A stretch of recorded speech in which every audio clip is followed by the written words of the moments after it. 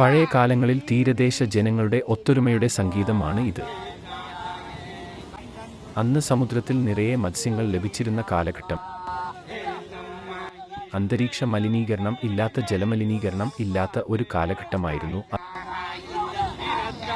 അത്. അന്ന് നിറയെ മത്സ്യ സമ്പത്ത് നമ്മുടെ സമുദ്രത്തിൽ ഉണ്ടായിരുന്നു.